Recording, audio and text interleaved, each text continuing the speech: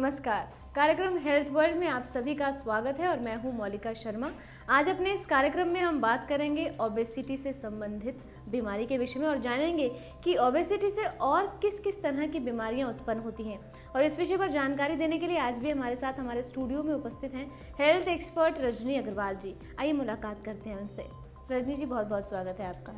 रजनी जी, आज हम आपसे जानना चाहेंगे ओबेसिटी के संदर्भ में किस तरह की ये बीमारी और किस तरह की और बीमारियां इससे जुड़ी हुई हैं जो उत्पन्न हो रही हैं, और आपकी थेरेपी में किस तरह इसका उपाय किया जाता है। ओबेसिटी जो कि बहुत ज़्यादा पूरे विश्व के लिए एक आम समस्या बन गई है। ओबेसिटी वैसे भी कहा जाता है mother cause of all disease.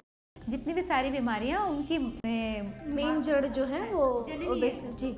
तो ओबेसिटी की वजह से हमारे ब्लड प्रेशर की समस्या हो जाती है। ओबेसिटी की वजह से डायबिटीज़ की समस्या बहुत कॉमन है।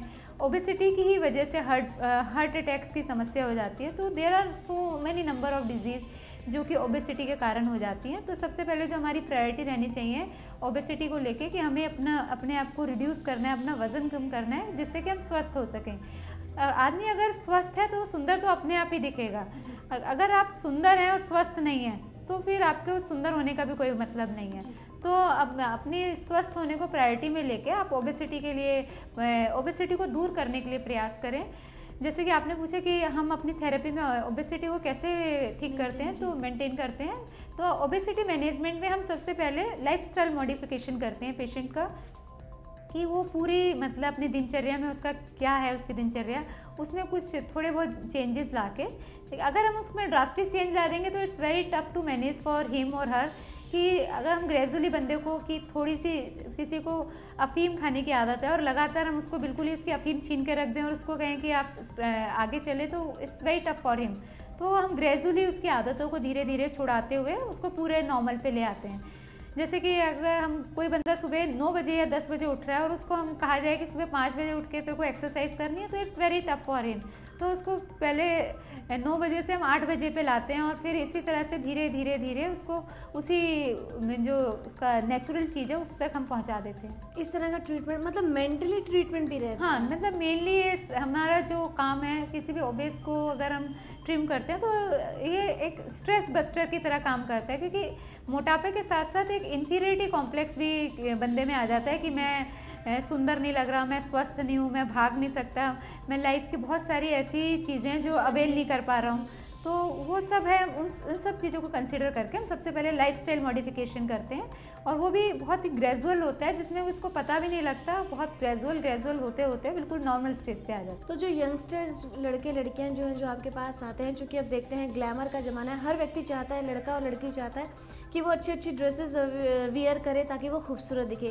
तो उन बच्चों को किस तरह से ट्रीट करती हैं आप, उनका क्या ट्रीटमेंट होता है। जैसे आपने पूछा कि लड़कियां जो आते हैं और they want to look thin and smart, तो उनके केसेस में हम उनको एक गोल फिक्स करवाते हैं। सपोज कोई मोटी लड़की या मोटा लड़का मेरे पास आता है और उसकी वेस्ट साइज 34 है, तो मैं उसको जनरली रेकमेंड करती हूँ, भाई तू सबसे पहले मेरे पास आने से पहले एक मार्केट जाके 32 साइज़ की जीन्स या पैंट अपने लिए खरीद ले और उसको अलमारी में टांग ले अपनी। और मतलब डेली में अब तेरा गोल हो गया कि मेरे को ये पैंट को पहनना है, उसके लिए ये गोल फिक्स करवा ले, तो डेली उसके लिए सिर्फ उसी 32 साइज़ तक पहुँचने के लिए उसको मेहनत करवाते हैं। पहले 1 महीने में 2 महीने में जब तक वो अपना वो गोल अचीव करते हैं, फिर उससे नेक्स्ट जब उसको वो साइज़ आ जाता है तो उसको फर्दर 30 की ओर ले जाते हैं।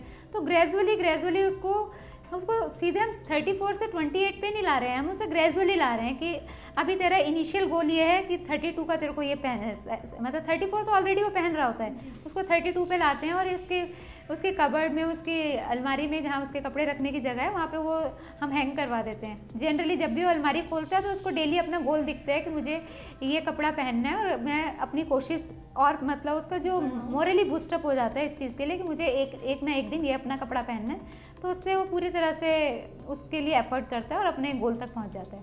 इस न्यू जनरेशन को बूस्टअप करने के लिए और किस तरह की डाइट चार्ट में क्या चेंजेस करती हैं। डाइट चार्ट में जैसे कहते हैं कि जब जागो तब सवेरा।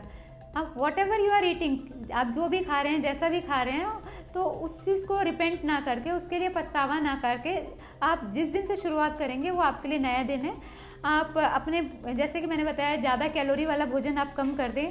अगर किसी वजह से खा भी लिया है तो मन में एक ग्रंथि ना पालें कि मैंने ये गलत भोजन खा लिया। कई बार क्या होता है, साइको रिलेटेड हम ज़्यादा परेशान हो जाते हैं। हमने समोसा खाने का मन है, हमने खा भी लिया, लेकिन उसको लेके हम इतने ज़्यादा टेंशन में आ जाते हैं कि यार मैंने ये खा लिया, अब कैसे होगा।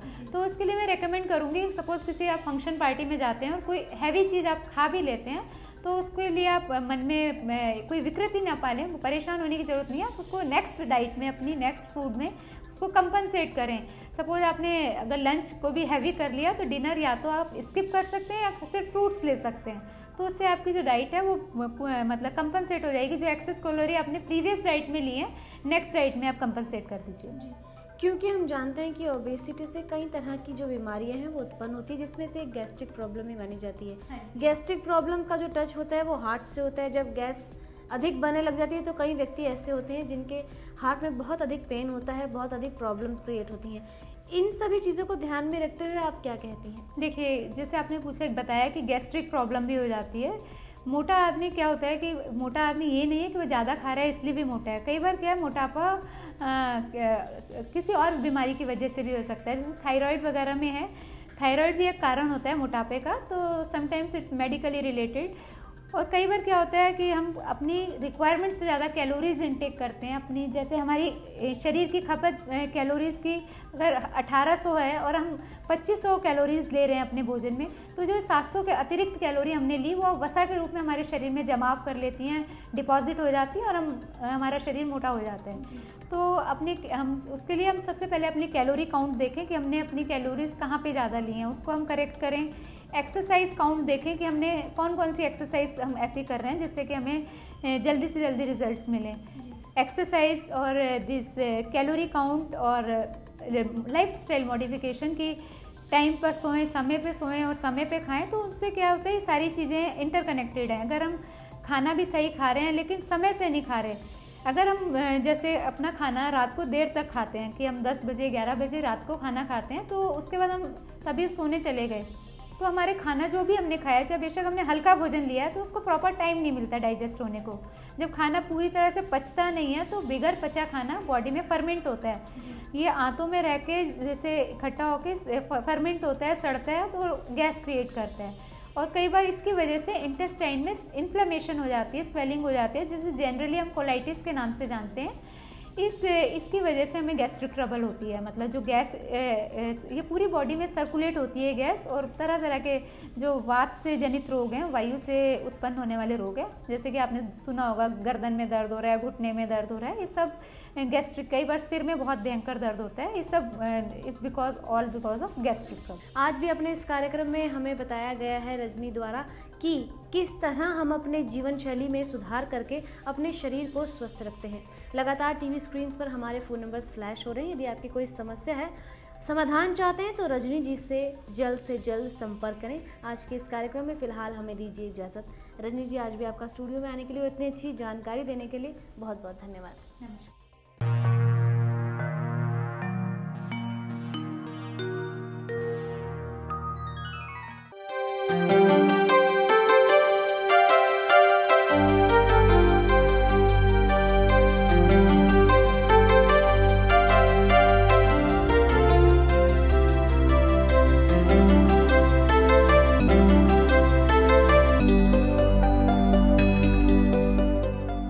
हमारा एड्रेस है Rajni Agarwal, QD 23, Pitampura, near ND market, Delhi 110088।